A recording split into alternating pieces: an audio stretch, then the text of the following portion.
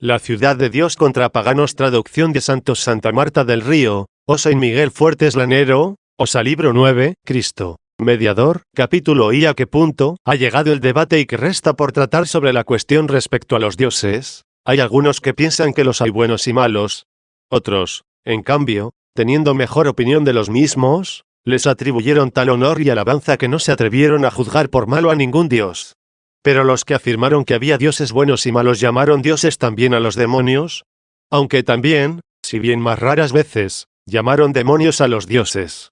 Así nos encontramos con que confiesan que el mismo Júpiter, que tienen como el rey y príncipe de todos, fue llamado demonio por Homero. En cambio, los que dicen que todos los dioses son buenos, y muy superiores a los hombres, que con razón tenemos por buenos, se dejan influir por los hechos de los demonios. Y como no pueden negarlos, piensan que estos hechos no pueden ser realizados en modo alguno por los dioses, a todos los cuales tienen por buenos, y así se ven precisados a establecer diferencia entre los dioses y los demonios. De suerte que atribuyen a los demonios, y no a los dioses, cuanto con razón les desagraden las obras o afectos malos, en que se manifiesta la fuerza de los espíritus ocultos. Ahora bien, piensan que de tal modo están los demonios intermedios entre los hombres y los dioses, que ningún dios se ocupa de presentar los votos de parte de los hombres, ni de traer los favores de parte de los dioses.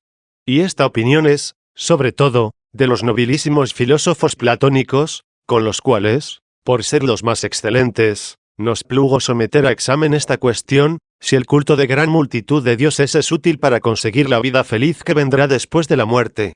En el libro anterior hemos indagado cómo, por estar más cercanos y ser más amigos, pueden conciliar a los hombres buenos con los dioses buenos los demonios, que se deleitan con lo que rechazan y condenan los hombres buenos y prudentes. Esto es, las ficciones de los poetas sacrílegos, torpes, criminales, no sobre cualquier hombre, sino sobre los mismos dioses, y la violencia depravada y punible de las artes mágicas. No hemos podido descubrir razón alguna que haga posible aquella mediación. Capítulo 2. Existen entre los demonios, que son inferiores a los dioses, algunos buenos, bajo cuya protección puede el alma humana llegar a la verdadera felicidad. Por consiguiente, en este libro, como prometí al final del precedente, será objeto de debate la diferencia, si creen que hay alguna, no de los dioses entre sí, que dicen son buenos, ni sobre los dioses y los demonios. Aquellos los alejan muchísimo de los hombres, y a los demonios los colocan entre los dioses y los hombres. El debate versará sobre la diferencia entre los mismos demonios. Esto sí pertenece a la cuestión que tratamos. La mayoría acostumbra llamar demonios buenos a unos y malos a otros. Sea esta opinión de los platónicos, o de cualesquiera otros, no puede pasarse por alto la controversia. Debe prevenirse que nadie piense tiene que seguir a los presuntos demonios buenos, es decir, aquellos cuya mediación con los dioses, todos buenos, procura conciliarse a fin de poder estar después de la muerte con ellos. Debe prevenirse que no se deje enredar y engañar por la falacia de los espíritus malignos, y así se vea muy alejado del verdadero Dios, con el cual, en el cual y del cual solamente se hace feliz el alma humana, esto es, la racional y la intelectual. Capítulo 3. Atribuciones de los dioses según Apuleyo. Sin sustraerles la razón, no les asigna virtud alguna. ¿Qué diferencia hay, pues, entre los demonios buenos y malos? Ciertamente, el platónico Apuleyo, disertando de una manera general sobre ellos, y extendiéndose tanto sobre sus cuerpos aéreos, pasó por alto las virtudes del ánimo de que estarían dotados si fuesen buenos. Silenció, pues, la causa de la felicidad. No pudo, sin embargo, silenciar la denuncia de la miseria. Confiesa que su mente, por la que los presenta como racionales, sin estar impregnada y armada con la virtud para no ceder a las pasiones irracionales del ánimo, se siente sacudida, como suelen las mentes necias, por tormentosas perturbaciones. Tales son sus palabras sobre esta materia. De esta especie de demonios suelen fingir los poetas, no sin cierta verdad, a los dioses contrarios y amigos de los hombres, levantan a unos y los hacen prosperar, contrarían a otros y les molestan. Así, se compadecen, se indignan, se angustian, se alegran, soportan todos los aspectos de la pasión humana, zarandeados al vaivén del oleaje de los pensamientos, con los mismos movimientos del corazón y agitaciones de la mente. Estas perturbaciones y tempestades están muy lejos de la tranquilidad de los dioses celestes. ¿Hay en estas palabras duda alguna de su afirmación sobre que no son algunas partes inferiores del ánimo las que se sienten alborotadas como un mar borrascoso por la tempestad de las pasiones, sino las mismas mentes de los demonios, que los hacen animales irracionales? De suerte que no se han de comparar con los hombres sabios, que, sacudidos según la condición de la vida por estas perturbaciones del ánimo, no ajenas a la flaqueza humana, las resisten con serenidad de espíritu, sin consentir en la aprobación o realización de obra alguna que vaya contra la sabiduría o la justicia. Al contrario, semejantes, por no decir peores en cuanto más viejos y por justa pena incurables, a los mortales necios e injustos, no por los cuerpos, sino por las costumbres, fluctúan en el mar de su misma mente, como indicó Apuleyo, y no se mantienen en la más mínima parte de su ánimo en la verdad y en la virtud, gracias a las cuales se puede luchar contra los afectos turbulentos y depravados. Capítulo 4. Pensamiento de los peripatéticos y estoicos acerca de las perturbaciones que sobrevienen al ánimo. 1. 2 son las sentencias de los filósofos sobre estos movimientos del ánimo, que los griegos llaman pi minúscula alfa mayúscula con acento agudo teta minúscula eta minúscula, algunos latinos, como Cicerón, perturbaciones, otros, disposiciones o afectos, y otros, siguiendo al griego con más amplitud, como Apuleyo, pasiones. De estas perturbaciones, o disposiciones, o pasiones, dicen algunos filósofos que también las soporta el sabio, aunque moderadas y sometidas a la razón, de suerte que el dominio de la mente les impone, en cierto modo, leyes que las mantengan en la moderación necesaria. Opinan así los platónicos o aristotélicos, ya que fue Aristóteles, discípulo de Platón, quien fundó la escuela peripatética. Otros, sin embargo, como los estoicos, no están de acuerdo en que el sabio esté sujeto a pasiones semejantes. A estos, a los estoicos, pretende convencer Cicerón en los libros sobre los fines buenos y los malos, de que se enfrentan con los platónicos o peripatéticos más bien de palabra que en la realidad. Los estoicos, en efecto, no quieren llamar bienes a las comodidades corporales y externas, ya que no admiten que el hombre tenga bien alguno, a excepción de la virtud, que es como el arte de bien vivir, que existe solo en el ánimo. A esas otras comodidades, en cambio, las llaman bienes solo por el modo corriente de hablar, pero pequeños e insignificantes si se comparan con la virtud, que nos otorga el vivir con rectitud.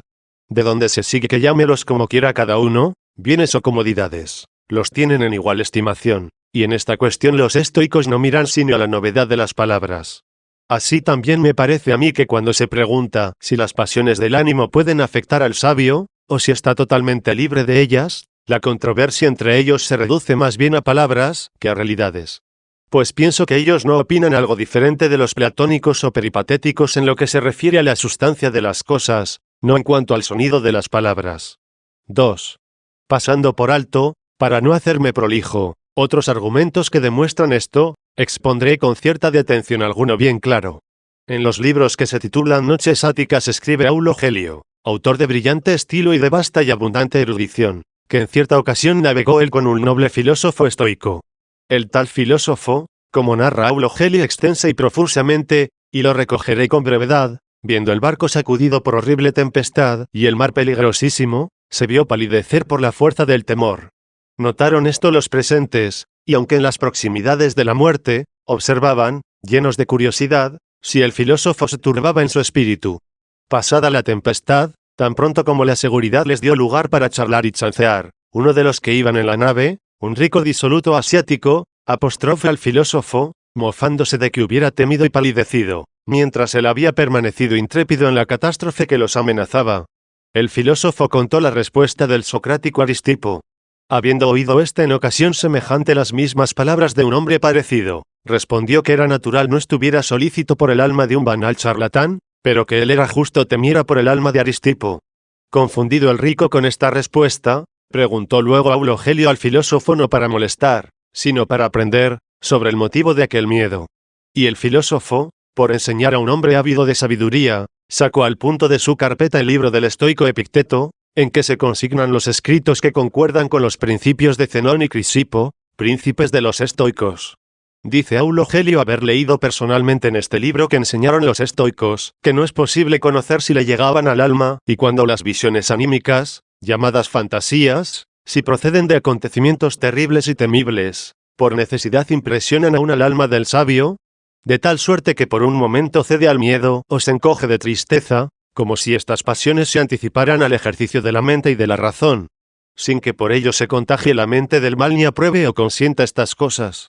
Lo único que hay en la voluntad, y piensan que se diferencia el espíritu del sabio y del necio, en que el del necio cede a las mismas pasiones y acepta el asentimiento de la mente y, en cambio, el del sabio, aunque se ve sometido a ellas por necesidad, mantiene con mente imperturbable el concepto verdadero y estable de lo que debe apetecer y oír razonablemente. He expuesto, según mis posibilidades, no con más elegancia, pero sí, pienso yo, con más brevedad y llaneza que Aulo Gelio lo que dice él que leyó en el libro de Epicteto, y que éste lo había dicho y pensado según los principios de los estoicos. 3. Si esto es así, en nada o casi nada se diferencia la opinión de los estoicos de la de los otros filósofos sobre las pasiones y perturbaciones del espíritu. Unos y otros defienden la mente y la razón del sabio del dominio de aquellas. Quizá los estoicos dicen que no afectan al sabio, porque no pueden ofuscar con error alguno o manchar la sabiduría que lo hace sabio. Eso sí, salvo la serenidad de la sabiduría, pueden afectar al alma del sabio, por lo que llamamos comodidad o incomodidad, aunque no quieran llamar a estas bienes o males. Porque si aquel filósofo tuviera en nada las cosas que veía iba a perder en el naufragio, como esta vida y la salud del cuerpo, no hubiera temido el peligro hasta el punto de manifestarlo con su palidez. Podría, sin embargo, aun sufriendo esa conmoción, mantener convencido la opinión de que aquella vida y la salud del cuerpo, cuya pérdida se sentía amenazada por desaforada tempestad, no son bienes de tal categoría, que, como la justicia, hacen buenos a los que los poseen. Por lo que se refiere a no hablar de bienes, sino de comodidades, se relega a contienda de palabras, no a cuestión de realidad. ¿Qué importa llamarlos bienes o comodidades, si ante su pérdida se estremece y palidece no menos el estoico que el peripatético, sin llamarlos por el mismo nombre, pero estimándolos igualmente? Cierto, si con peligro de estos bienes o comodidades fueran incitados a cometer alguna torpeza o algún crimen, de tal suerte que no pudieran conservarlos de otra manera, uno y otro afirman que antes de violar la justicia cometiendo esas fechorías, prefieren perder cuanto asegurara la vida y la salud del cuerpo. De esta suerte la mente, en que está firme esta opinión, no permite que en sí pueda prevalecer contra la razón perturbación alguna, aunque solo tenga lugar en las partes inferiores del apetito. Más aún, la razón domina sobre ellas, y no consintiendo en ellas, sino más bien resistiendo, hace que reine la virtud. Así describe también Virgilio a Eneas cuando dice, su resolución permanece inmoble, y en vano lo asedian las lágrimas. Capítulo V. Las pasiones, que agitan el alma del cristiano no arrastran al vicio, sino que ejercitan la virtud. No es preciso demostrar al presente con profusión y diligencia lo que sobre estas pasiones nos enseña la Escritura divina, donde se contiene la ciencia cristiana. Pues ella somete la misma mente a Dios para que la gobierne y la ayude, y somete a la mente las pasiones para que las modere y las frene, haciéndolas servir a la justicia. Es decir, en nuestra doctrina no se cuestiona tanto si el ánimo piadoso se aira, cuanto por qué se aira, ni si está triste, sino por qué está triste, ni si teme, sino por qué teme. Porque airarse con el que peca para que se corrija, entristecerse con el afligido para que se vea libre de su aflicción, temer por el que corre un riesgo para que no perezca, no creo, bien considerado, pueda reprenderlo nadie. Aunque los estoicos suelen reprender aún la misericordia, cuánto más hermoso es ver al estoico perturbarse por la misericordia de librar a un hombre, que por el temor de un naufragio. Mucho mejor, más humana y más conforme con el sentir piadoso es la alabanza, que tributó Cicerón a César, ninguna de tus virtudes es más admirable ni más grata que la misericordia. ¿Y qué es la misericordia sino cierta compasión de nuestro corazón por la miseria ajena, que nos fuerza a socorrerlo, si está en nuestra mano? Este movimiento está subordinado a la razón, si se ofrece la misericordia de tal modo, que se observe la justicia, ya sea socorriendo al necesitado, ya perdonando al arrepentido. Cicerón, ilustre estilista, no tuvo reparos en llamar virtud lo que los estoicos no se avergonzaron de contar entre los vicios. Y, sin embargo, estos, como enseña el libro del ilustre estoico Epicteto, según las doctrinas de Zenón y de Crisipo, jefes de esta escuela, admiten tales pasiones en el ánimo del justo, que dicen está libre de todos los vicios. De donde se sigue que no tienen por vicio a estas pasiones, cuando de tal modo afectan al sabio, que no tengan poder alguno contra la virtud de la mente y contra la razón. El mismo sentir tienen los peripatéticos, o platónicos, y los mismos estoicos. Pero, Dice Cicerón, ya desde muy antiguo estos pequeños griegos se sintieron presa de la controversia sobre las palabras, más amantes de la discusión que de la verdad. Aún se puede preguntar si pertenece a la flaqueza de esta vida presente el sufrir semejantes movimientos, aun en cualquier clase de buenas ocupaciones. Los santos ángeles castigan sin ira a quienes entregó la ley eterna de Dios para ser castigados. Lo mismo que socorren a los miserables sin sufrir ellos la miseria, y favorecen sin temor a sus amigos, que están en peligro. Y, sin embargo, por la costumbre del lenguaje humano se aplican también a ellos los nombres de estas pasiones, no por la flaqueza de los afectos, sino por cierta semejanza de las obras. Al igual que, según las Escrituras, se irrita a Dios, pero no se turba por pasión alguna. Esta palabra expresa el efecto de la venganza, no el alborotado afecto. Capítulo vi pasiones que, según Apuleyo, perturban a los demonios, cuyo concurso afirma ayude a los hombres ante los dioses. Dejando de momento esta cuestión sobre los santos ángeles, veamos cómo dicen los platónicos que los demonios, puestos como intermedios entre los dioses y los hombres, sufren los vaivenes borrascosos de las pasiones. Si en verdad soportaran estos asaltos con mente libre de ellos y señora de los mismos, no diría Apuleyo que sufrían el oleaje de estos pensamientos a merced de un movimiento semejante del corazón o de la agitación de la mente. Su misma mente, pues, esto es, la parte superior del espíritu que los hace racionales y en la cual está la virtud y sabiduría, si es que tienen alguna, tendría su dominio en el gobierno y moderación de las pasiones turbulentas de las partes inferiores del alma. Mas esa misma mente, como confiesa este platónico, se siente sacudida en el mar de tales perturbaciones. Por tanto, la mente de los demonios está sujeta a las pasiones de la torpeza, el temor, la ira y demás de esta naturaleza. Entonces, ¿qué parte está libre de ellos y consciente de la sabiduría, por la cual puedan agradar a los dioses y estimular a los hombres a sus buenas costumbres? Porque su mente, sometida y oprimida por los vicios de las pasiones, cuanto tiene de razón naturalmente lo dirige al engaño y seducción con tanta mayor fuerza, cuanto más la domina el ansia de perjudicar. Capítulo 7. Los platónicos dicen que los dioses han sido desacreditados por las ficciones de los poetas, haciéndolos sujetos de afectos contrarios, propios de los demonios y no de los dioses. Puede decir alguien que no se refiere a todos, sino al número de los malos demonios, a quienes los poetas, sin apartarse mucho de la verdad, representan como dioses enemigos o amantes de los hombres, y que estos, afirmó Apuleyo, estaban sometidos a todos los vaivenes de pensamientos.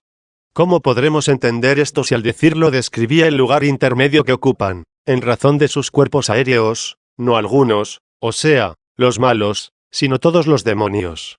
Esta es, dice, la ficción de los poetas, hacer dioses del número de estos demonios, e imponerles los nombres de los dioses, y distribuirles a su voluntad amigos o enemigos de entre los hombres, y esto valiéndose de la impunidad que les otorga la ficción del verso. Y, sin embargo, nos presentan a los dioses alejados, por el lugar celeste y la opulencia de su felicidad, de estas costumbres de los demonios. En esto consiste la ficción de los poetas, en llamar dioses a los que no son dioses, y en hacerlos contender entre sí bajo el nombre de dioses por causa de los hombres, a quienes aman u odian por espíritu partidista.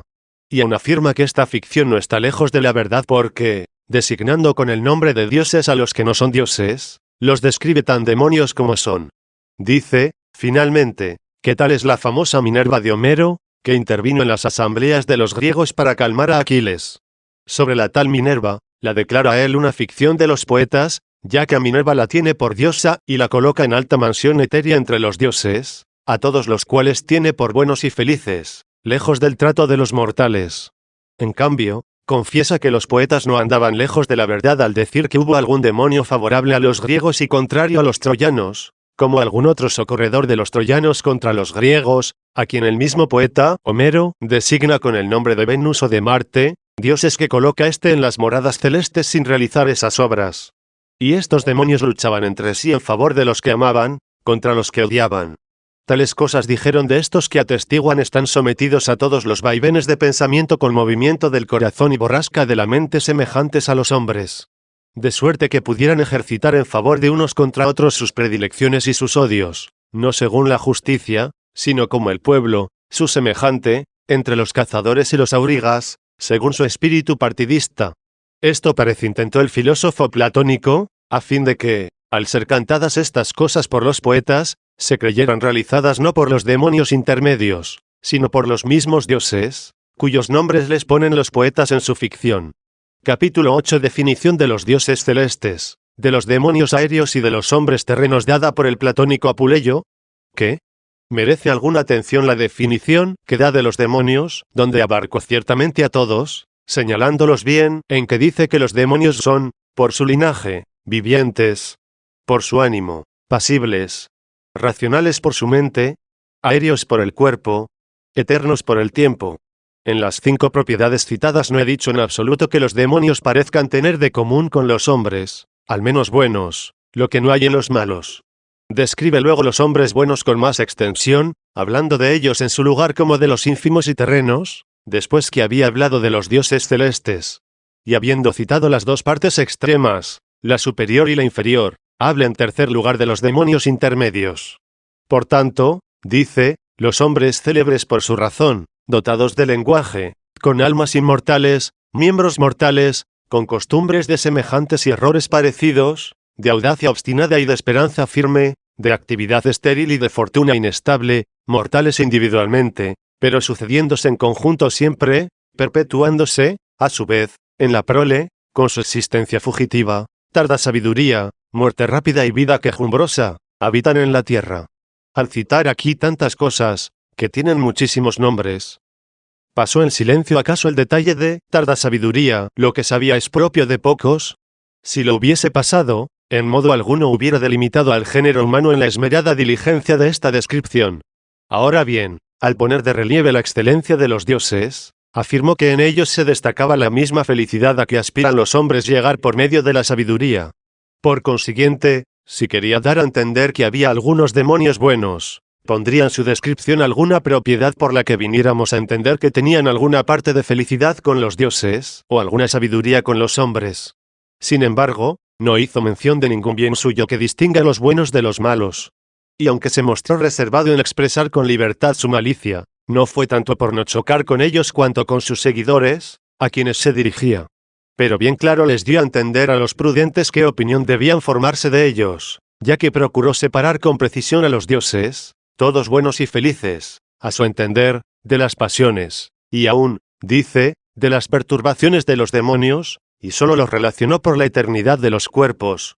En cambio, en cuanto al alma, recalcó abiertamente que no son semejantes a los dioses, sino a los hombres. Y aún esto no por la cualidad de la sabiduría, de que pueden participar los hombres, sino por la perturbación de las pasiones, que domina sobre los necios y los sabios, mas es dominada en tal manera por los sabios y los buenos, que prefieren no tener que superarla. Si en efecto quisiera dar a entender que los demonios tenían con los dioses la eternidad de las almas, no la de los cuerpos, no excluiría a los hombres de la participación de este privilegio, porque sin duda, como buen platónico, piensa que también los hombres tienen alma inmortal. Por eso, al describir este género de vivientes, dice que los hombres tienen alma inmortal y miembros sujetos a la muerte. Y así, si los hombres no tienen en común con los dioses la eternidad, por tener un cuerpo mortal, síguese que la tienen los demonios por su cuerpo inmortal. Capítulo 9. ¿Puede la intercesión de los demonios granjear a los hombres la amistad de los dioses celestes? ¿Qué clase de mediadores entre los hombres y los dioses son estos, por los cuales pueden los hombres aspirar a la amistad de los dioses? De hecho, tienen en común con los hombres lo peor, que es lo mejor en el viviente, esto es, el alma, y con los dioses, lo mejor, que es lo peor en el ser viviente, el cuerpo. Pues el ser animado, el animal, consta de alma y cuerpo, siendo el alma mejor que el cuerpo, y aunque sea viciosa y débil, siempre es mejor que el cuerpo más sano y fuerte, puesto que su naturaleza es más excelente y no puede ser pospuesta al cuerpo ni aun con la mancha de sus defectos. Como se estima en más el oro, aunque esté sucio, que la plata o el plomo, por purísimos que estén.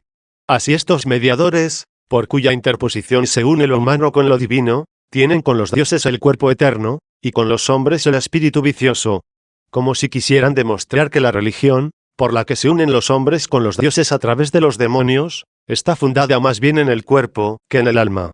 En fin, qué malicia, qué castigo suspendió a estos mediadores falsos y falaces, como si dijéramos con la cabeza abajo, de suerte que tengan común con los superiores la parte inferior del viviente, esto es, el cuerpo, y con los inferiores la parte superior, el alma. Así, están unidos con los dioses celestes por la parte esclava, y son miserables con los hombres terrestres por la parte señora. Porque el cuerpo es esclavo, como dice también Salustio, usamos del espíritu más bien para mandar y del cuerpo para servir. Y aún añade, lo uno nos es común con los dioses, lo otro, con las bestias.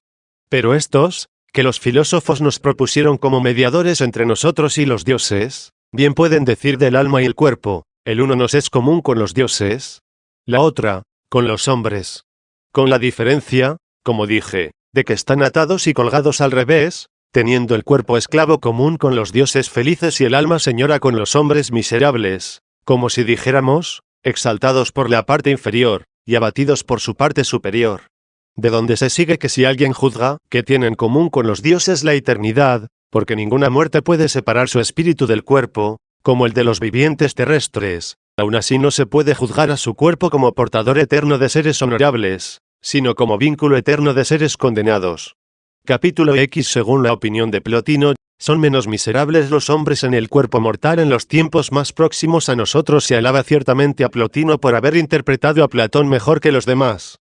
Tratando de las almas humanas, dice, el Padre, en su misericordia, les preparó vínculos mortales. Así juzgó que el ser los hombres mortales por el cuerpo pertenece a la misericordia de Dios Padre, a fin de que no estuvieran siempre sujetos a la miseria de esta vida. De esa misericordia ha sido tenida por indigna la iniquidad de los demonios, que recibió en la miseria de un ánimo posible no un cuerpo mortal, como los hombres, sino un cuerpo eterno. Serían, efectivamente, más felices que los hombres si tuvieran un cuerpo mortal común con ellos y un espíritu feliz con los dioses. Y serían iguales a los hombres, si junto con un alma miserable hubieran merecido tener común con ellos al menos un cuerpo mortal. Claro, si lograban algo de piedad para reposar de sus quebrantos al menos con la muerte. Ahora bien, no solo no son más felices que los hombres por su espíritu miserable, sino más miserables por la atadura perpetua del cuerpo. Pues no juzgó que, por su progreso en la piedad y la sabiduría, pudieran hacerse dioses de demonios, ya que los declaró expresamente demonios eternos. Capítulo 11. Sentir de los platónicos, según el cual las almas de los hombres son demonios después de la muerte. Dicen también que las almas de los hombres son demonios, y que de los hombres se hacen ares, si tienen buenos méritos, lemures o larvas, si los tienen malos, y, en cambio, se hacen dioses manes si es incierto o tengan buenos o malos méritos. ¿Quién no ve en esta opinión, por poca atención que preste, qué abismo abren a las costumbres depravadas? En efecto, por perversos que sean los hombres, al pensar que se convierten en larvas o dioses manes, se harán tanto peores cuanto más deseosos de perjudicar. De suerte que los sacrificios, que se les ofrecen como honores divinos después de la muerte, son como una invitación a perjudicar, pues dice que las larvas son demonios nocivos que provienen de los hombres. Pero esto es otra cuestión. Asegura que si en griego se les llama a los felices épsilon minúscula delta minúscula alfa minúscula iota mayúscula con acento agudo mi minúscula omicron minúscula ni minúscula épsilon minúscula sigma final minúscula, es porque son espíritus buenos, es decir, demonios buenos. Con lo cual confirma que también los espíritus de los hombres son demonios. Capítulo 12. Tres propiedades contrarias que, según los platónicos, distinguen la naturaleza de los demonios de la de los hombres. Al presente tratamos de aquellos demonios que describió Apuleyo entre los dioses y los hombres, vivientes en cuanto al género, racionales por la mente, pasibles en cuanto al espíritu, aéreos por el cuerpo, eternos por el tiempo. Es, a saber, al distinguir primero a los dioses en el cielo sublime y a los hombres en la tierra más baja, separados por los lugares y por la dignidad de la naturaleza, concluye así, tenéis así dos clases de vivientes. Los dioses tan diferentes de los hombres por la sublimidad del lugar, por la perpetuidad de la vida, por la perfección de la naturaleza, y sin ninguna comunicación cercana entre sí, ya que tan elevado espacio separa las moradas supremas de las ínfimas. Y, además, es allí la vitalidad eterna e indefectible, y aquí caduca y pasajera. Están aquellos ingenios elevados a la felicidad, y estos rebajados a las miserias. Veo aquí citadas tres propiedades sobre las dos partes extremas de la naturaleza, es decir, la suprema y la ínfima. Pues las tres que hizo resaltar como laudables en los dioses, las repite luego, aunque con otras palabras, para oponerles otras tres contrarias en los hombres. Las tres de los dioses son estas: la sublimidad del lugar, la perpetuidad de la vida, la perfección de la naturaleza. Y repitió estas tres con otras palabras para oponerles tres contrarias de la condición humana. Tan elevado espacio separa las moradas supremas de las ínfimas, lo cual corresponde a la sublimidad del lugar. Es allí la vitalidad eterna o indefectible, y aquí, caduca y pasajera, lo cual se refiere a la perpetuidad de la vida. Están aquellos ingenios elevados a la felicidad, y estos rebajados a la miseria, lo cual se refiere a la perfección de la naturaleza. Por consiguiente, propone tres propiedades de los dioses: lugar sublime, eternidad, felicidad. Y las tres opuestas de los hombres: lugar ínfimo, mortalidad, miseria. Capítulo 13. Cómo los demonios, sin ser dichosos con los dioses ni miserables con los hombres, pueden ser mediadores entre ambas partes, sin comunicación con ninguna. 1. En estas tres propiedades de los dioses y de los hombres, como colocó en medio a los demonios, no se suscita controversia alguna sobre el lugar. Entre el sublime y el ínfimo existe y se habla con toda propiedad de un lugar medio. Quedan las otras dos, en que hay que poner una diligencia más atenta: cómo se demuestra que son ajenas a los demonios, o cómo se les distribuyen según parece exigirlo el lugar medio. Pues no podemos decir justamente que, así como afirmamos que hay un lugar supremo y otro ínfimo, así los demonios, siendo vivientes racionales, no son ni felices ni miserables, como las plantas y los brutos, que carecen de sentido o de razón, puesto que los que están dotados de razón han de ser miserables o felices. Tampoco podemos decir que los demonios no son mortales ni eternos, ya que todos los seres vivientes o viven para siempre o terminan su vida con la muerte. ¿Qué resta, pues, sino que estos intermedios tengan una propiedad de las dos supremas y otra de las dos ínfimas? Pues si tuvieran las dos de los ínfimos o las dos de los supremos, ya no serían intermedios. O se remontarían o descenderían a una u otra parte. Pero como no pueden carecer, según se ha demostrado, de una y otra, tendrán que mediar tomando una propiedad de cada parte. No pudiendo tener de los ínfimos la eternidad, que no existe en ellos, ya tienen una propiedad de los sublimes, y no les queda otra, para cumplir su mediación, sino tomar de los ínfimos la miseria. 2. Así, pues, según los platónicos, es propio de los dioses sublimes la eternidad feliz o la felicidad eterna, de los hombres ínfimos, la miseria mortal o la mortalidad miserable, y de los demonios intermedios, la eternidad miserable o la eterna miseria.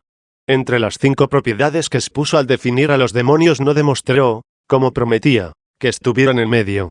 Dijo, en efecto, que tenían 3 cosas comunes con nosotros: ser vivientes por la naturaleza, racionales por la mente, pasibles por el espíritu. Otra propiedad tenían con los dioses: ser eternos por el tiempo. Y, finalmente, una propia: ser aéreos por el cuerpo. ¿Cómo pueden, pues, estar en medio si tienen una sola cualidad común con los seres supremos y 3 con los ínfimos? ¿Quién no ve cómo, dejando ese lugar medio, tienen que doblegarse y bajarse a los ínfimos? Cierto que pueden llamarse medios de otra manera, teniendo un cuerpo propio, que es aéreo, como los supremos tienen su cuerpo propio, el etéreo, y los hombres tienen el suyo, el terreno, y que tengan todos 2 cosas comunes: el ser vivientes en cuanto al género, y racionales por la razón. Pues él mismo, hablando de los dioses y de los hombres, dice: tenéis 2 clases de seres vivientes. Y no suelen estos tener a los dioses como racionales sino por la mente. 2 notas, pues, quedan ya para los demonios, que son pasibles por el ánimo y eternos por el tiempo. Lo uno les es común con los ínfimos, lo otro, con los supremos, de suerte que, equilibrados proporcionalmente en ese término medio, ni traten de emular a los supremos, ni se abatan hasta los ínfimos. Y esa es precisamente la mísera eternidad de los demonios, o la miseria eterna. Pues quien ha afirmado que son pasibles por su espíritu también los hubiera llamado miserables, si no fuera por el respeto a sus adoradores. Pero rigiendo al mundo sin fortuita temeridad, como estos confiesan, la providencia del Dios Supremo, no sería eterna la miseria de estos si no fuera grande su malicia. 3. Por tanto, si justamente los felices son llamados épsilon minúscula delta minúscula alfa minúscula iota mayúscula con acento agudo mi minúscula omicron minúscula ni minúscula épsilon minúscula sigma final minúscula, no son épsilon minúscula delta minúscula alfa minúscula iota mayúscula con acento agudo mi minúscula omicron minúscula ni minúscula épsilon minúscula sigma final minúscula los demonios a los que estos han colocado intermedios entre los hombres y los dioses. ¿Cuál es, pues, el lugar de los demonios buenos, que, estando por encima de los hombres y debajo de los dioses, ¿prestan su ayuda a aquellos y su ministerio a estos? Si son buenos y eternos, son también felices. Pero una felicidad eterna no es posible, los deja en medio, ya que los acerca mucho a los dioses, y los separa también mucho de los hombres. Entonces en vano se esforzarán estos en demostrar cómo los demonios buenos, si son inmortales y felices, están situados con razón en un lugar medio entre los dioses inmortales y felices, y los hombres mortales y miserables. Si tienen comunes con los dioses esas dos cualidades, la felicidad y la inmortalidad, y nada de esto con los hombres miserables y mortales, ¿cómo no están alejados de los hombres y unidos a los dioses, más bien que intermedios entre unos y otros? Serían intermedios si tuvieran dos cualidades suyas propias, no comunes con las dos de uno de los otros dos, sino con una de uno y otro. Como es intermedio el hombre entre los brutos y el ángel, como el bruto es un ser viviente y racional y mortal, y el ángel racional e inmortal, se encuentra el hombre en medio, inferior a los ángeles y superior a los brutos. Teniendo la mortalidad con los brutos y la razón con los ángeles, es un ser viviente racional y mortal.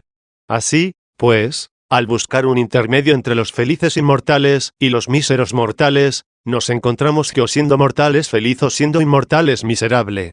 Capítulo 14. ¿Pueden los hombres, siendo mortales, gozar de verdadera felicidad? ¿Existe entre los hombres esta gran cuestión? ¿Puede el hombre ser feliz y mortal? Algunos, rebajando su propia condición, negaron al hombre la capacidad de ser feliz mientras vive sujeto a la mortalidad. Otros, en cambio, considerándose superiores, se atrevieron a afirmar que si poseen la sabiduría, pueden los hombres ser felices. Si esto es así, ¿por qué no se coloca a estos como intermedios entre los mortales miserables y los inmortales felices? Pues tienen la felicidad común con los inmortales felices y la mortalidad con los mortales miserables. Ciertamente, si son felices, no tendrán envidia de nadie, pues no hay cosa más miserable que la envidia. Y por eso se preocupan cuanto pueden porque los mortales miserables consigan la felicidad, a fin de que puedan ser inmortales después de la muerte, y unirse a los ángeles inmortales y felices. Capítulo 15 sobre el mediador entre Dios y los hombres, el hombre Cristo Jesús 1. Si todos los hombres, como es mucho más verosímil y probable, mientras son mortales son necesariamente desdichados, habrá que buscar un intermedio que no sea solo hombre, sino también Dios. Así, con su intervención la mortalidad feliz de este intermedio conducirá a los hombres de la miseria mortal a la feliz inmortalidad. Era necesario que ese intermedio se hiciera mortal y no permaneciera mortal. En efecto, se hizo mortal no debilitando la divinidad del Verbo, sino tomando la debilidad de la carne. Pero no permaneció mortal en la misma carne, que hizo resucitar de los muertos. Ese es precisamente el fruto de su mediación, que no permanezcan en la muerte de la carne aquellos para cuya liberación se hizo mediador. Por tanto, fue preciso que el mediador entre nosotros y Dios tuviera una mortalidad transiente y una felicidad permanente con el fin de acomodarse a los mortales en lo pasajero, y llevarlos de entre los muertos a lo que permanece. Así, los ángeles buenos no pueden estar intermedios entre los miserables mortales y los felices inmortales, ya que ellos mismos son felices e inmortales. Pueden serlo, sin embargo, los ángeles malos, porque tienen la inmortalidad con aquellos y la miseria con estos. Contrario a ellos es el buen mediador, que, contra la inmortalidad y miseria de los ángeles malos, quiso hacerse mortal temporalmente y pudo permanecer feliz en la eternidad. Así, con la humildad de su muerte y la suavidad de su felicidad destruyó a aquellos inmortales soberbios y miserables maléficos, a fin de que no arrastraran a la miseria con la jactancia de su inmortalidad a aquellos cuyos corazones liberó de su inmundo dominio, purificándolos por la fe. 2. Así, pues, ¿qué mediador puede elegir el hombre mortal y miserable, tan alejado de los inmortales y felices, para insertarse en la inmortalidad y felicidad? Lo que pueda deleitarle en la inmortalidad de los demonios es miserable. Lo que pueda chocar en la mortalidad de Cristo ya no existe. Allí tiene que precaverse contra la miseria eterna. Aquí no debe temer la muerte, que no pudo ser eterna, y ha de amar la felicidad eterna. Para esto precisamente se interpone un mediador inmortal, para no permitir el paso a la inmortalidad feliz, porque persiste lo que le impide, esto es, la miseria. Como por el contrario se interpuso un mortal y feliz, para hacer de mortales inmortales, pasada la mortalidad, lo cual demostró en sí mismo con su resurrección, y para dar a los miserables la felicidad que él jamás perdió. Uno es, pues, el mediador malo, que separa a los amigos, y otro el bueno, que reconcilia a los enemigos. Por eso hay muchos mediadores que separan, porque la multitud feliz lo es por la participación del único Dios. Privada de esa participación, la miserable multitud de ángeles malos se opone como impedimento, más bien que interpone su valimiento para la felicidad, tratando en cierto modo de ensordecernos, para que no podamos llegar al único fin beatificante. Para su consecución no se necesita de muchos, sino de un solo mediador, de aquel, precisamente, cuya participación nos hace felices, del Verbo de Dios increado, por el cual todo fue hecho. Pero no es mediador por ver verbo, pues como sumamente inmortal y sumamente feliz, el Verbo está tan lejos de los mortales miserables. Es mediador en cuanto es hombre, manifestando con ello que no solo para el bien feliz, sino también para el bien beatificante es preciso no buscar otros mediadores, a través de los cuales pensamos que hemos de preparar los escalones de la llegada, ya que un Dios feliz y beatificante, al hacerse partícipe de nuestra humanidad, nos suministró el resumen de la participación de su divinidad. Y al librarnos de la mortalidad y de la miseria, no nos transportó hasta los ángeles inmortales y felices para que fuéramos inmortales y felices con la participación de su gloria, sino que nos introdujo en aquella Trinidad cuya participación hace felices a los ángeles. Por eso, cuando quiso estar más bajo que los ángeles en la forma de esclavo uno para ser mediador, permaneció sobre los ángeles en forma de Dios, haciéndose camino de vida entre los inferiores, el mismo que es vida entre los superiores. Capítulo 16. Han definido racionalmente los platónicos a los dioses celestes, diciendo que para evitar el contagio terreno no se mezclan con los hombres, que necesitan ayuda de los demonios para allegarse a la amistad de los dioses. 1. No es verdad lo que el mismo platónico atribuye a Platón, ningún dios se mezcla con los hombres. Y la mejor prueba de su sublimidad dice que es no dejarse contaminar por contacto humano alguno. Por tanto, confiesa que los demonios sí se contaminan. Y, así, no pueden purificar a aquellos por quienes son contaminados, y todos se hacen igualmente inmundos, los demonios por el contacto de los hombres, y los hombres por el culto de los demonios. A no ser que puedan los demonios tener trato y mezclarse con los hombres sin contaminarse. Y entonces serían mejores que los dioses, que si se mezclan, se verán contaminados. Pues se atribuye a los dioses como algo principal el que, al estar separados por su sublimidad, no puede contaminarlos el contacto humano. Del Dios supremo creador de todo, que nosotros llamamos el Dios verdadero, afirma que, según Platón, es el único que no puede ser expresado ni de lejos por cualquier discurso del pobre lenguaje humano, y que apenas cuando, por la fuerza del espíritu, se despojan en lo posible de lo humano, se les transparenta a los hombres sabios la comprensión de este Dios, y esto solo a veces como un brillante relámpago en profundas tinieblas. Luego si el Dios soberano de todo se hace presente a las mentes de los sabios, con cierta presencia inteligible e inefable, aunque solo a veces y como un brillante relámpago, cuando se despojan en lo posible del cuerpo, y no puede ser contaminado por ellos. ¿Por qué se les sitúa a estos dioses lejos, en un lugar sublime, precisamente para no ser contaminados con el trato humano? Como si no fuera suficiente ver estos cuerpos etéreos, cuya luz ilumina la tierra cuanto es suficiente. Además, si no se contaminan los astros al ser vistos, a todos los cuales llama dioses visibles, tampoco se contaminan los demonios por la vista de los hombres, aunque los vean de cerca. Pero, podrían contaminarse por las voces humanas los que no se contaminan con la viveza de los ojos, y por eso ponen a los demonios intermedios, para que se les comuniquen por su mediación las voces de los hombres, de quienes están lejos, a fin de perseverar lo más incontaminados posible. ¿Qué diré ya de los otros sentidos? Ni aun los dioses podrían contaminarse si estuvieran presentes, ni los mismos demonios cuando lo están, pueden contaminarse con los vapores de los cuerpos humanos vivos y no se contaminan con tantas pestilencias de los cadáveres de los sacrificios. Con relación al sentido del gusto, no los apremia necesidad alguna de restablecer su mortalidad, para que, movidos por el hambre, anden buscando de los hombres alimento. El tacto está bajo su potestad. Pues aunque el tacto parece recibir el nombre sobre todo de este sentido, en el resto, sin embargo, si quisieran, se mezclarían con los hombres para verlos o ser vistos, para oírlos o ser oídos. Pero en cuanto al tacto, ¿qué necesidad tienen de ello? Ni los hombres osarían apetecer esto, cuando se hallaran en la presencia o conversación de los dioses o demonios buenos. Y si llegara tanto su curiosidad que lo pretendieran. ¿Cómo podría tocar a un dios o un demonio contra su voluntad quien no es capaz de tocar a un pájaro sin haberlo cogido? 2. Por consiguiente, Los dioses podrían mezclarse con los hombres por la vista, oyéndolos o escuchándolos. Así se mezclan los demonios, como dije, sin contaminarse, y los dioses se contaminarían si se mezclasen. Dicen que los demonios son incontaminables, y contaminables los dioses. ¿Y si se contaminan los demonios? ¿En qué pueden ayudar a los hombres después de la muerte para la vida feliz, a los cuales no pueden limpiar estando ellos contaminados? ¿Cómo pueden presentarlos limpios a los dioses incontaminados, entre los cuales y los hombres están constituidos mediadores? ¿Y si no les hacen este servicio? ¿De qué les aprovecha a los hombres la amistosa mediación de los demonios? ¿Acaso para que, después de la muerte, no pasen los hombres a los dioses por mediación de los demonios, sino que vivan unos y otros contaminados, y así ni unos ni otros felices? A no ser que alguno trate de explicarlo diciendo que los demonios limpian a sus amigos a modo de las esponjas o cosas parecidas, de suerte que queden ellos tanto más sucios cuanto quedan los hombres más limpios sirviendo ellos de detergentes. Si esto es así, mezclan con los demonios más sucios a los dioses, que, para no contaminarse, rehuyeron la proximidad y el trato de los hombres.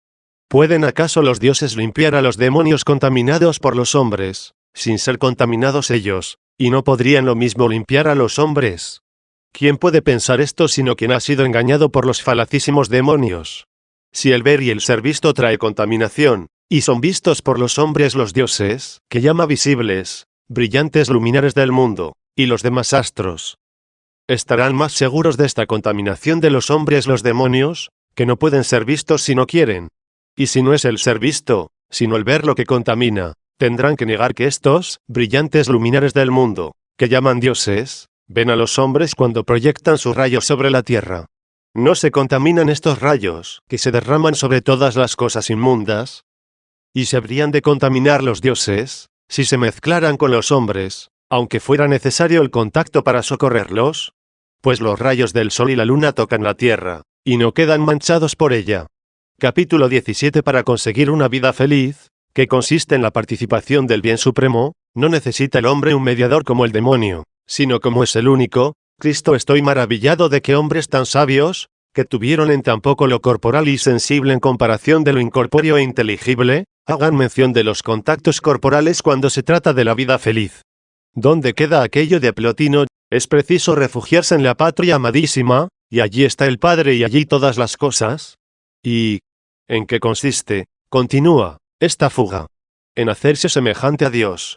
De suerte que si cuanto uno es más semejante a Dios, tanto más cerca está, el mayor alejamiento será la desemejanza. Y el alma del hombre tanto menos se asemejará a aquel incorpóreo, eterno e inmutable cuanto más se alampe por las cosas temporales y mudables. Para superar esto se hace preciso un mediador, ya que los seres mortales e inmundos de aquí abajo no pueden reunirse con la inmortal pureza de arriba. Pero el tal mediador no ha de tener un cuerpo inmortal cercano a los seres supremos, y un espíritu enfermizo semejante a los ínfimos, ya que con la enfermedad nos podría envidiar más bien para que no curemos que ayudarnos para sanar, sino que adaptado a nuestra bajeza por la mortalidad de su cuerpo, nos suministre un verdadero auxilio divino para nuestra limpieza y purificación, por la justicia inmortal de su espíritu, mediante la cual permaneció en las alturas, no por la distancia del lugar, sino por la excelencia de su semejanza. Un Dios incapaz de la contaminación no puede temer lo contamina el hombre de que se ha revestido o los hombres con quienes trató siendo hombre. Son grandes en verdad estos dos misterios, que por su encarnación nos mostró para nuestra salud. Ni la carne puede contaminar a la verdadera divinidad, ni hemos de tener por mejores a los demonios por no tener carne. Este es, como nos enseña la Sagrada Escritura, el mediador entre Dios y los hombres, un hombre, el Mesías Jesús II. No es este el lugar para hablar a medida de nuestras posibilidades ni de su divinidad, por la cual es igual al Padre, ni de su humanidad, por la cual se hizo semejante a nosotros.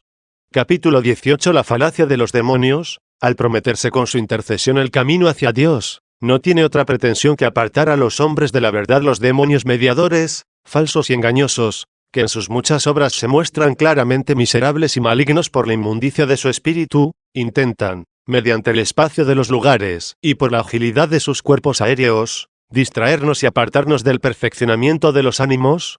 Lejos de ofrecernos el camino hacia Dios, impiden que nos mantengamos en el camino.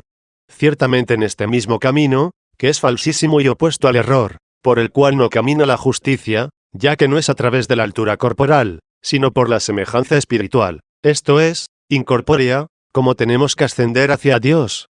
En el mismo camino corporal, que disponen los amigos de los demonios por los escalones de los elementos, establecidos los demonios aéreos como mediadores entre los dioses etéreos y los hombres terrenos, piensan que los dioses tienen por fin principal no contaminarse por el contacto humano mediante el espacio de estos lugares.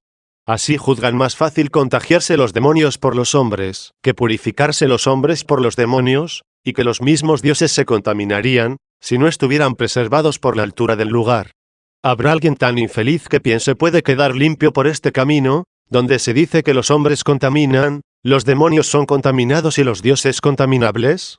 ¿No elegirá más bien el camino en que mejor se evite la contaminación de los demonios y, para entrar en la compañía de los ángeles incontaminados, se purifiquen los hombres de la contaminación por el Dios incontaminable? Capítulo 19. El nombre de demonio no se toma ya en buen sentido, ni entre sus mismos adoradores, como algunos de estos que podríamos llamar adoradores de los demonios, entre los cuales se encuentra Laveón. Dicen que otros llaman ángeles a los que ellos llaman demonios, para no dar la impresión de que también nosotros andamos enzarzados en un debate de palabras. Me parece ya hora de tratar algo sobre los ángeles buenos, cuya existencia ciertamente no niegan estos, aunque prefieren darles el nombre de demonios buenos en vez de ángeles. En cambio, nosotros, siguiendo la Escritura, que nos hace cristianos, siempre encontramos ángeles buenos y ángeles malos, nunca demonios buenos, y donde quiera que en aquellas letras se encuentra este nombre, damones o damonia, siempre se quiere significar los espíritus malignos. Los pueblos por doquier han seguido esta manera de hablar, de suerte que aun de los llamados entre ellos paganos, que defienden el culto de muchos dioses y demonios, no habrá alguno, por literato que sea, que le diga a un esclavo en tono de alabanza, tienes un demonio. Antes bien, no se puede dudar que, cuando dice esto alguno, no lo dice sino en plan de maldición. ¿Qué motivo, pues, puede forzarnos a exponer lo que dijimos, después de ofender con esta palabra tantos oídos, por no decir todos los que acostumbran a oírla solo en sentido peyorativo? Mucho más, ya que podemos, usando el nombre de ángeles, evitar esa ofensa que podía tener lugar con el nombre de demonios. Capítulo 20. Cualidad de la ciencia, que hace soberbios a los demonios. El mismo origen de esta palabra, si consultamos los libros divinos, nos suministra una enseñanza notable. Reciben el nombre de épsilon minúscula, delta minúscula, alfa minúscula, iota mayúscula con acento agudo, mi minúscula, omicron minúscula, ni minúscula, épsilon minúscula, sigma final minúscula, demonios de la ciencia, pues la palabra es griega. El apóstol, inspirado por el Espíritu Santo, dice, el conocimiento en griego. Lo constructivo es el amor. 3 palabras cuyo sentido es que solo aprovecha la ciencia cuando está animada por la caridad. Sin esta, la ciencia hincha, es decir, levanta a la soberbia de la hinchazón más vacía. En los demonios existe, pues, la ciencia sin caridad, y por ello están tan hinchados, es decir, tan soberbios, que se han procurado con afán los honores divinos y el servicio de la religión, que saben se debe al verdadero Dios, y todavía se lo están procurando cuanto pueden y en cuantos pueden. Que poder tenga la humildad de Dios, que apareció en forma de esclavo, contra la soberbia de los demonios, que dominaba por sus favores al género humano, no lo conocen las almas de los hombres hinchadas por la inmundicia de la jactancia, semejantes a los demonios por la soberbia, no por la ciencia. Capítulo 21. ¿Hasta qué punto quiso el Señor descubrirse a los demonios? No se les oculta esto tampoco a los demonios, pues le dijeron al mismo Señor revestido de la debilidad de la carne: ¿Quién te mete a ti en esto, Jesús Nazareno? Has venido aquí a atormentarnos antes de tiempo. 4. Queda patente en estas palabras, que había en ellos una gran sabiduría, pero no había caridad. Temían su castigo de parte de Cristo, no amaban en él la justicia. Se les manifestó tanto como quiso, y quiso tanto como fue conveniente. Pero se les dio a conocer no como a los ángeles santos, que gozan de la participación de su eternidad, en cuanto es el verbo de Dios, sino cual era necesario darse a conocer a estos para atormentarlos, de cuyo tiránico poder, por así decir, había de librar a los predestinados a su reino y a su gloria, siempre veraz y en verdad eterna. Se manifestó, pues, a los demonios, no por lo que es la vida eterna y la luz inconmutable que ilumina a los piadosos, cuyos corazones se purifican por la fe que se tiene en él. Se les dio a conocer por algunos efectos temporales de su poder y prodigios de su ocultísima presencia, que podían ser más visibles a los sentidos angélicos, aun de los espíritus malignos, que a la flaqueza de los hombres. Finalmente, cuando tuvo a bien suprimir un tanto esos signos, y alguna vez lo ocultó profundamente, llegó a dudar de él hasta el príncipe de los demonios, e indagando si era Cristo, le tentó hasta donde él mismo permitió ser tentado para proporcionar, en la humanidad de que era portador, un ejemplo a nuestra imitación. Pero después de aquella tentación, cuando, como está escrito, le servían 5 los ángeles, buenos y santos, y por ello temibles y terribles para los espíritus inmundos, más y más se descubría a los demonios qué poder tenía, de suerte que nadie osase resistir a su mandato, por más que pareciera en él tan menospreciable la debilidad de la carne. Capítulo 22. Diferencia entre la ciencia de los santos ángeles y la de los demonios. Para estos ángeles buenos es despreciable toda la ciencia de las cosas corporales caducas, de que se enorgullecen los demonios, no porque desconozcan esas cosas, sino porque estiman tanto la caridad de Dios, que les santifica. Ante su hermosura, no solo incorpórea, sino también inconmutable e inefable, en cuyo santo amor se inflaman, menosprecian todas las criaturas que están por debajo y todo lo que no es él, y asimismos entre todas ellas, gozan, en cuanto son buenos, del bien que los hace buenos. Por eso conocen con más certeza estas cosas temporales y mudables, porque ven sus causas principales en el Verbo de Dios, por el que fue hecho el mundo, causas que aprueban algunas cosas, reprueban otras, las ordenan todas. Los demonios, en cambio, no contemplan en la sabiduría de Dios las causas eternas y, en cierto modo, principales de los tiempos, sino que con una mayor experiencia de ciertos signos que nosotros, ven muchas más cosas futuras que los hombres, y a veces también hacen saber de antemano sus intenciones. Finalmente, muchas veces se equivocan estos, no los ángeles. En efecto, una cosa es conjeturar los acontecimientos temporales por los signos temporales, y los mudables por los mudables, e introducir en ellos el módulo temporal y mudable de su voluntad, lo cual, en cierto modo, está permitido a los demonios, y otra, ver los cambios de los tiempos en las leyes eternas e inconmutables de Dios, que tienen su asiento en su sabiduría, y conocer por la participación de su espíritu la voluntad de Dios, que es la más inequívoca y poderosa de todo, y esto es un privilegio concedido con justa elección a los ángeles. Así, no solo son eternos, sino también felices. Y el bien que los hace felices es su Dios, por el que fueron creados, gozan indefectiblemente de su participación y contemplación. Capítulo 23. El nombre de Dios es, falsamente atribuido a los dioses de los paganos, es común a los santos ángeles y a los hombres justos según la autoridad de las divinas escrituras. 1. Si los platónicos prefieren llamar dioses a estos mejor que demonios, y agregarlos a los que, según su jefe y maestro, Platón, habían sido hechos por el Dios Supremo, háganlo enhorabuena. No merece la pena sostener una controversia sobre las palabras. Si dicen que son inmortales, aunque hechos por el Dios Supremo, y que son felices no por sí mismos, sino por su unión al que los hizo, dicen, ni más ni menos, lo mismo que nosotros, llámenlos como los llamen. Que este sea el sentir de los platónicos, ya de todos, ya de los mejores, se puede constatar en sus libros. Aunque sobre el mismo vocablo, con que designan dioses a criaturas inmortales y felices de esta clase, no puede haber apenas disensión entre ellos y nosotros, puesto que en nuestras letras sagradas se lee, el Dios de los dioses, el Señor habla 6, y en otro lugar, dad gracias al Dios de los dioses, y también, soberano de todos los dioses 7. ¿Por qué se dijo aquello otro, es terrible sobre todos los dioses 8? Se aclara luego cuando dice, pues los dioses de los gentiles son apariencia, mientras que el Señor ha hecho el cielo 9. Dijo, pues, sobre todos los dioses, pero de los gentiles, esto es, de los que los gentiles tienen por dioses, que son los demonios. Por eso dice terrible, y bajo este terror decían al Señor, ¿has venido a destruirnos? 10. En cambio, donde dice, Dios de dioses, no puede entenderse del Dios de los demonios. Como soberano de todos los dioses, no puede admitirse se diga soberano de todos los demonios. Pero la misma escritura llama dioses a los hombres en el pueblo de Dios. Yo dije, sois dioses e hijos del Altísimo todos 11. Y así se puede entender como Dios de estos dioses el que fue llamado soberano de todos los dioses. 2.